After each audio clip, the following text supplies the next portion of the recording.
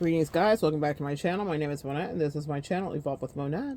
For those of you that are new here, I am a professional intuitive empath. It's so good to share energy with you. Thank you for inviting me in this morning. Get in here, guys. I got a little message for you. The good news is your spirit team is all over this situation. They're all over the sitch. The bad news is you have a hanger on, B. Wake up. Get up, buttercup. It's time to do your spiritual work and dust it off. Dust off that energy. If you came and clicked on this video, you don't have arachnophobia like I do, and you saw the spider hanging on the back of my pollen-filled truck. That is the message today about what is stuck to not just me, but to you too. Because as we work together as a collective, we will have paralleled and shared experiences, as we so often do. The other day, when I was coming from the beach, I was putting my chair and everything away, and I noticed that there was a Klingon hanger-on stage 5 clinger that wanted to stay. Now, because of the shamanic work that I have been doing over the last several years, I've had to make peace with all animal totems and insects that were my worst fears. And spider was absolutely it for me. Some people are afraid of other animals and things. My bestie doesn't love a snake so much, but for me, it's the spiders. But oh, the spiders have become a part of my life, because when you're dealing with narcissistic energies, covert or otherwise, they will show up when you are spiritual to let you know that there's something going on. Now, I've had to transmute the energy, make peace with it, understand the creative, intrinsic energy of the spider, the watchful eyes of the spider, the many eyes of the spider. It still creeps me out because spiders and octopi are alien among us.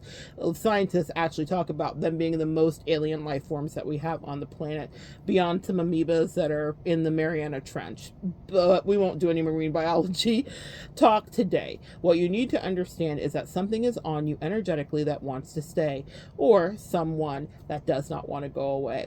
When I saw it, instead of reflexively killing it, because I am terrified of spiders and I'm not Buddhist, I took a palm frond from the ground and gently removed it from the back of my truck and put it down. I was so proud of myself. This is how I know spiritual work does help. I would have never done that in any other capacity, because I realized that that spider, with all of its skinny white trying to blend in energy, was wanting to just, find a space to hang out. And so I set it free, far away from its habitat, I'm sure. And so now it can go off and have a new life. But I understood what was happening, and that meant that there are a few eyes that I might have on me in my life. So I did some cleansing, and I took another dip. I went back into the ocean and I prayed over it. I did things that spiritualists will do to set me free, and I've taught you about them too. Cut cords, get salt, do your prayers, and release the energy, because apparently someone still cares. And even if you still care, here's the thing that I will never remove you from with any of these situations, guys, is you are a compassionate human. Even if someone was full of it and someone was full of lies, or even if a situation was toxic for you, that doesn't mean that you will not have real emotions about that connection. A lot of people, because even if they didn't care about you at all, that doesn't mean that they did not want your attention. And I want you to separate those two things, because when I have clients that get animal totems and insect symbology, they're like, oh, does this mean they care about me? No. Let me clear that up for you real quick. They were crazy and or sociopathic and or removed from real emotions and feelings. They really didn't care about you, because the way that you treat someone when you care is not like how they treated you. Let's just reflect on that. What it means is that they want your energy back. I want you back. Please go listen to my other channeling this morning, which has to do with being irreplaceable in any capacity, for a full fun time with the angels and me. It was a good time. So what I will tell you is this: it's not that they loved you, sis, or they cared about you, or that they respected you, or any of that, because that's not how they behaved. What it means is that they're depleted of energy, and they don't want to meet an early grave, respectfully and spiritually speaking. They want to power back up and sup and dine and drink from your cup again. And so when I see that, I know I have some more cleansing work to do. That's why I say be very careful how you exit these situations, especially when you're dealing with real fools.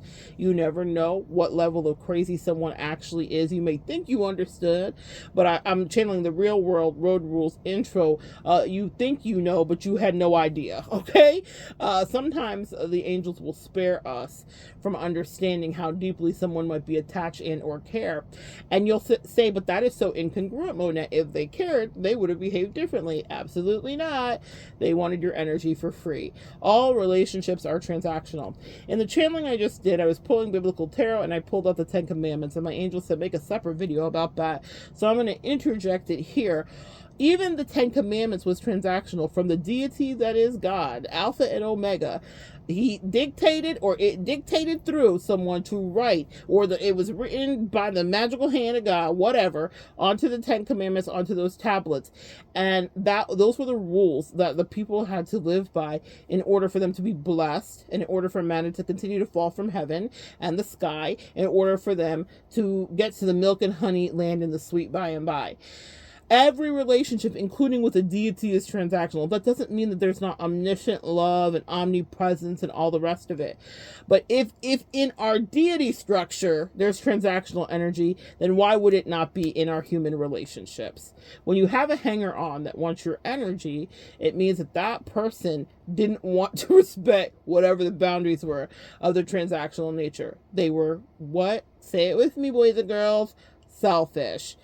So that is what you're dealing with, and that's what you need to know. And sometimes a little picture can do so much more than I can ever say. What do they say? A picture is worth 1,000 words. Back there on the back of my piling dusty truck, you can see that there is something that just wanted a little place to hang out. Even if I was unaware that it was there and in the energy field of where it wanted to be. It felt like a little shelter and a little safety. And for a lot of people, you were shelter and safety in ways that they probably never had, probably never would have imagined. I'm channeling Nikki, hard to get you, hard to forget you. Okay, hard to get me. She says hard to forget me. Both things are true. And so what that means is that someone is still attached to you spiritually. Take a look at that long web there. What I noticed, because I've just been under some spiritual attack. You know, things happen back to back. But I'm equipped for that. And maybe not all you guys want to have that. So I'll transmute it for you. I'll let the spider hitchhike on my shit so that you don't have to. But what it means is that I was dealing with, like, I saw spider webs inside of my truck and I was like, this is so weird. This has never happened before. But it's because I said no more. I don't like it.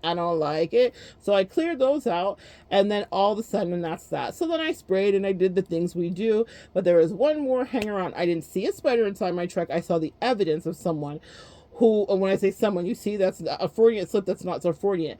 That, to me, shamanically, when I read that, I was like, there's the evidence of someone who still wants me to be in their web, actually. Funsies, the things I do for the collective energetically, y'all. And I'm not even putting any guilt on you.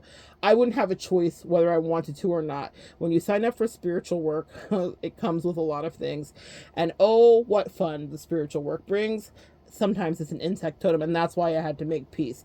Sometimes you'll have to make peace with the thing you fear the most. What is it for you? Message, is it abandonment? Because then you have some shadow work to do.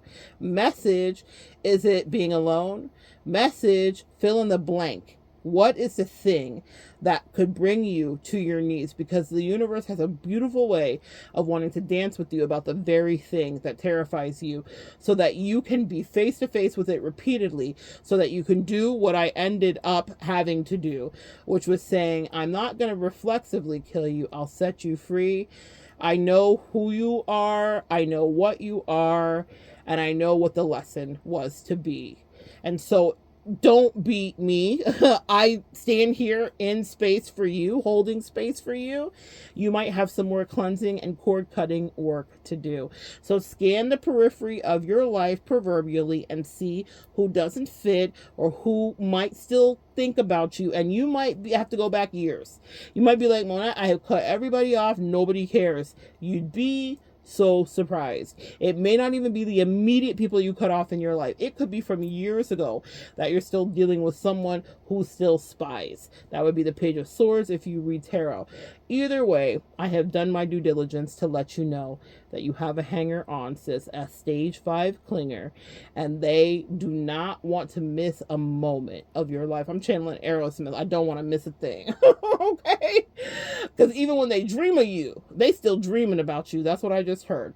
So if that's not a life you want to live, do some cleansing, get some Dead Sea salt or any sea salt, or go to the sea and pray and cut cords and wash yourself free. I's free, you's free, okay? And so it is. Who the sun sets free is free indeed.